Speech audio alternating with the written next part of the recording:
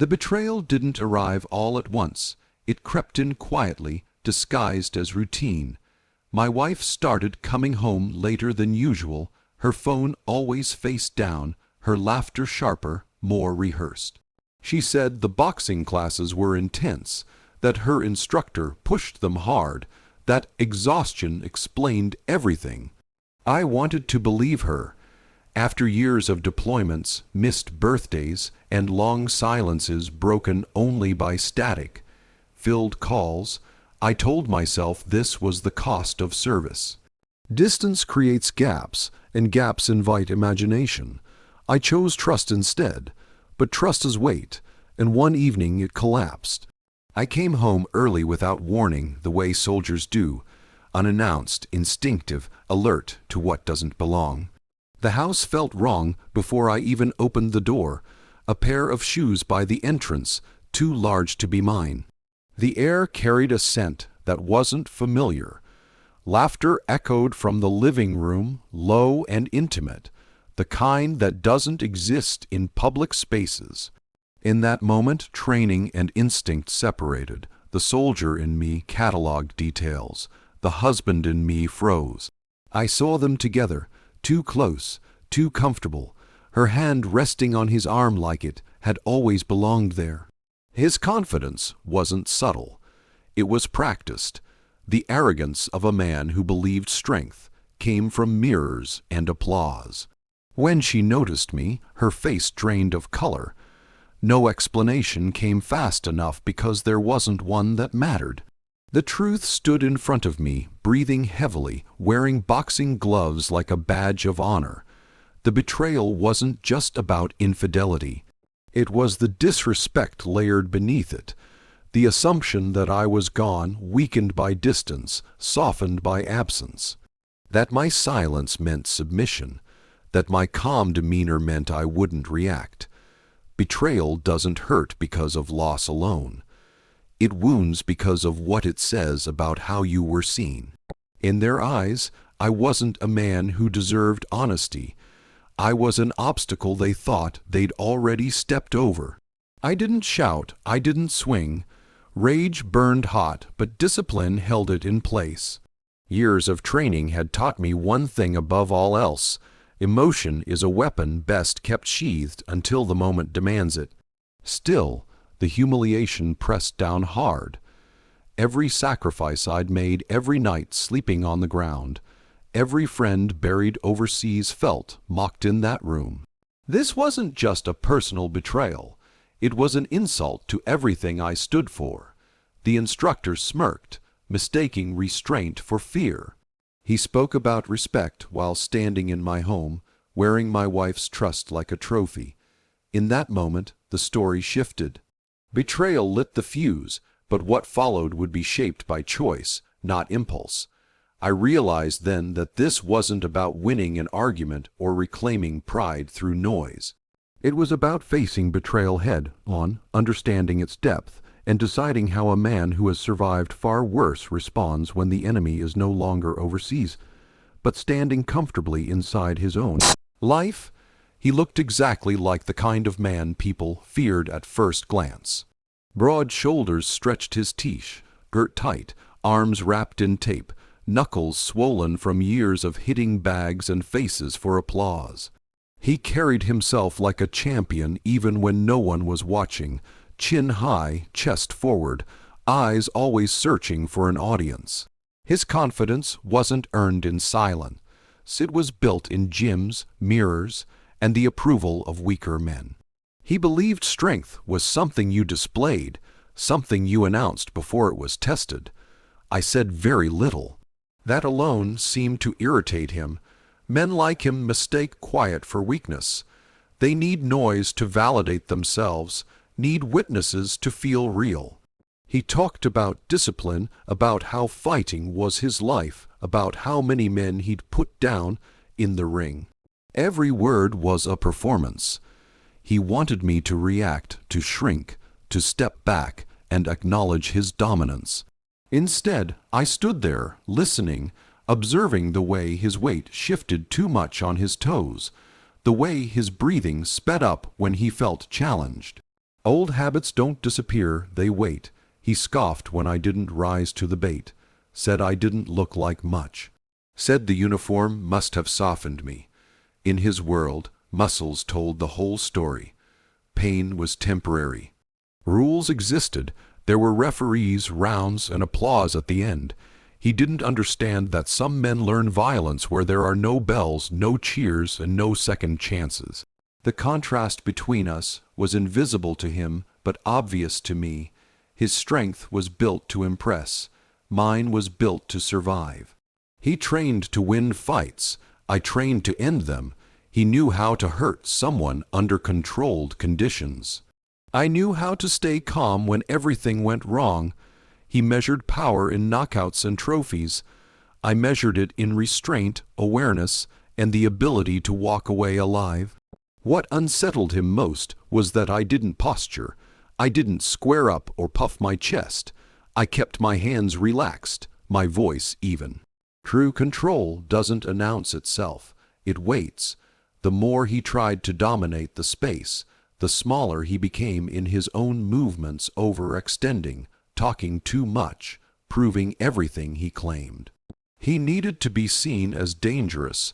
I already knew what I was capable of and had nothing to prove. When he challenged me, it wasn't because he felt strong. It was because he felt threatened. The idea that someone could stand in front of him without fear cracked his illusion. He wanted a fight not to defend honor, but to reassert the image he'd built of himself. To him, I was supposed to play the role of the defeated husband, the broken man. When I didn't, it confused him. That's the difference between a false alpha and a true warrior. One relies on image, intimidation, and constant validation. The other relies on silence, control, and experience earned in places where mistakes are fatal. He mistook my calm for surrender. In reality, it was assessment. And while he was busy proving how dangerous he was, he never realized he was standing across from someone who had learned long ago that the most dangerous men are the ones who don't need to tell you who they are. The moment he issued the challenge, something subtle shifted. It wasn't in the room, it was in him. He straightened, rolled his shoulders, glanced around as if expecting an audience to materialize. In his mind, this was the scene where the story turned in his favor. He imagined headlines no one would ever write, imagined himself standing victorious over a broken husband. He had already decided how this would end because men like him always do. They mistake imagination for reality. He told me we could settle it like men, said the gym was neutral ground, said he'd go easy on me if I embarrassed myself early. Every word was designed to reduce me, to place me into a role he understood, an inferior one. What he didn't realize was that I was already seeing a different picture entirely, one shaped not by ego, but by probability, timing, and consequence. I didn't correct him when he assumed I was just another angry husband. I didn't explain my background or hint at where I'd been or what I'd done. Years ago, I learned that revealing capability too early only gives your opponent time to adjust. Silence is more effective. It lets people underestimate you completely, and underestimation is the most reliable advantage there is. At the gym, he was in his element. The smell of sweat and rubber mats energized him. Other fighters nodded as he passed, feeding his confidence. He wrapped his hands slowly, deliberately, making sure I noticed. He asked what I did for a living, already smirking before I answered. When I told him I was military, he laughed, said he'd sparred with soldiers before, said it wouldn't be any different. That was the moment I understood just how wide the gap was between us. He thought military meant fitness tests, drills, maybe some hand classes taken once a year. He didn't know there were places where combat isn't sport, where training strips away hesitation until action becomes instinct. He didn't know that there are men whose entire professional existence revolves around entering chaos calmly and leaving it resolved. Men who are taught not how to fight, but how to finish what starts. The reveal didn't come with words. It came with posture, with how I stood when the bell hadn't even rung yet, with how my eyes never left his centerline, with how my breathing never changed. Somewhere deep down, past the layers of arrogance and muscle memory, his body noticed. His movements hesitated for half a second longer than they should have. His jokes stopped landing. Doubt crept in where certainty used to live. He asked again what unit I was in. This time his tone was different. I told him calmly, no emphasis. No drama. The room didn't explode with reaction, but something in him collapsed quietly. He'd heard the name before everyone had, but only as an idea, a rumor, a shadow. It wasn't supposed to be standing across from him, lacing gloves without shaking. The fight he'd imagined suddenly felt different. Smaller, realer. He realized too late that he hadn't challenged a man seeking revenge or validation. He'd challenged someone who had spent a lifetime mastering the moment when others panic, and who knew exactly when a confrontation stops being a game and becomes something far more serious. When the fight finally began, it didn't feel like a release of anger. That surprised even me. There was no tunnel vision, no rush of blood to the ears, no loss of control. Instead, there was clarity, sharp, focused, almost calm. The kind of calm that comes when a decision has already been made and all that remains is execution. This wasn't about proving anything. It was about ending something that had already gone too far. He came out fast, just like I knew he would. Big movements, wide punches, trying to overwhelm me with pressure and noise. The gym echoed with the sound of gloves slapping pads, and the shouts of encouragement from people who had no idea what they were witnessing. To them, it looked like confidence. To me, it looked like impatience. He wanted dominance immediately. He needed it. I didn't retreat because I was afraid. I moved because it was efficient. Every step had purpose. I let him spend his energy, let him believe he was controlling the pace. Controlled violence isn't about explosion, it's about timing. I watched his breathing, the tension in his shoulders, the way frustration began to creep in when his shots didn't land the way he expected. Power without precision always betrays itself. When I finally engaged, it wasn't dramatic. No wild swings, no roar of triumph. Just short, precise movements designed to interrupt his rhythm. A step inside where he wasn't comfortable. A strike placed where it mattered, not where it looked impressive. Each action served a single purpose, to take control without losing it. The discipline drilled into me over years of training wasn't about hurting someone. It was about staying composed while doing what had to be done. I could see it on his face when realization hit. Not fear exactly, but confusion. The kind that comes when a narrative collapses. This wasn't going how it was supposed to. I wasn't panicking. I wasn't breaking. I wasn't even angry. That unsettled him more than any blow could have. He started making mistakes, chasing outcomes instead of reading the moment. That's when fights are decided. There was a point where I could have escalated it, where instinct suggested I end it decisively. I didn't. Restraint is the true test of power. Anyone can lose themselves in violence. It takes far more strength to stop when you know you can continue. I controlled the distance, the pace, the end. When it was over, there was no celebration, just silence and heavy breathing. The victory didn't feel like triumph. It felt like balance restored. I didn't stand over him or say anything clever. I didn't need to. The lesson had already been delivered, not through humiliation, but through certainty. I had reclaimed something that betrayal tried to take from me, not through rage, but through mastery. Masculine redemption isn't about domination for its own sake. It's about proving, to yourself more than anyone else, that you can face disrespect, temptation, and chaos without losing who you are. As I walked away, I knew something important had happened, not just for him, but for me. I hadn't become smaller because of betrayal. I hadn't been broken. I had responded on my own terms with control and tact, and that, more than any victory in a ring, was what truly mattered. After it was over, there was no dramatic ending, no crowd rushing in, no moment carved in noise. The gym returned to its usual rhythm as if nothing significant had happened. Gloves hit bags again, someone laughed, life moved on. That was the strangest part, how something so important to one person could be invisible to everyone else. But that's how real justice often works. It doesn't announce itself, it settles quietly. I didn't look back at him as I left. Not out of pride, but because there was nothing left to say. Words would have cheapened what had already been understood.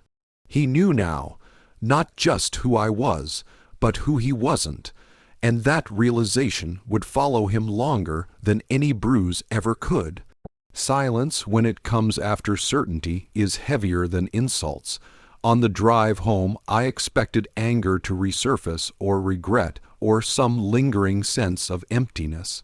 It didn't. What I felt instead was clarity.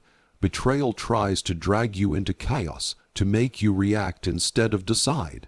It dares you to lose yourself so it can claim something permanent. I hadn't given it that satisfaction. Justice didn't come from destruction, it came from restraint. When I walked back into the house, it felt different. Quieter, smaller, the place where trust had been broken no longer held power over me. My wife tried to speak, but I raised a hand, not aggressively, just enough to stop the noise. Some conversations don't need to happen immediately. Some truths don't need to be argued. She saw it in my eyes then, not rage, not pleading finality. That frightened her more than shouting ever could have. Justice isn't about revenge fantasies or public victories. It's about restoring balance inside yourself. I didn't need him ruined. I didn't need apologies or explanations. I needed to know that I could face betrayal directly and walk away without becoming something I despised. That's what discipline gives you, the ability to choose your exit. In the days that followed, rumors floated around. People talked in half sentences, avoided eye contact. The instructor kept his distance. He didn't challenge anyone anymore. Not because he was broken, but because illusions had been stripped away. He had learned that some strength doesn't show up in gyms or trophies. Some strength is forged in places where survival depends on knowing when to act and when not to. For me, the chapter closed without ceremony. Papers were signed, paths separated, life simplified.